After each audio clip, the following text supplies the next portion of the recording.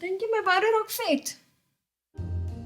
My naam is Pieter. Ek is 'n 30-jarige prokureur. Ek het 5 jaar gelede met my high school sweetheart Sonja getrou.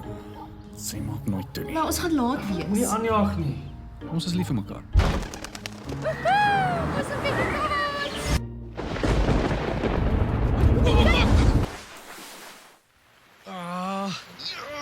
My kar is opgeneek, ons sit in die middel van nêrens. Vakansiereddingsprogram. Jy sal my weer moet. Ek moet verduidelik waar ons is nie.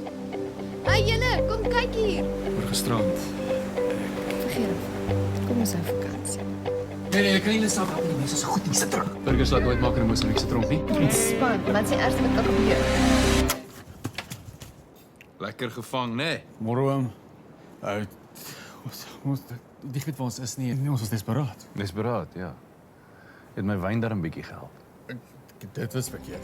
Bly solank jy nodig het. Dis ons gastehuis hierdie. Bason. En nou, 5 jaar later? Dis te wel aanhou kyk. Dis nie geheim. Netjie skare in my kar. Part is bestel. Dit 2 weke vat. Dis ons na die lewe. Ek bly in 'n tyd. Dit's klein tronkies en jy kyk nie jou buurman se wasgoed vas nie. Klaar nie is onderklere is nie. Wie wil in elk geval soos 'n tiener lyk? Ek ook. Sal die mense wat jy die liefste het. Hey, jy moet bly glo. Ek wil kinders hê. TikTok. Waarvoor is ons dankbaar? Kardashians. Ek love haar skoene. Dit sorg vir 'n bietjie ekstra energie. Die kamer is plesierig. As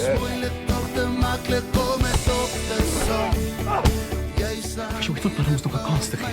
Vakansie was 'n toets om te kyk of ons nog ons is en ons is. Kan ek 'n brutal fruit kry? Sorry, brutal fruit by hierdie ter.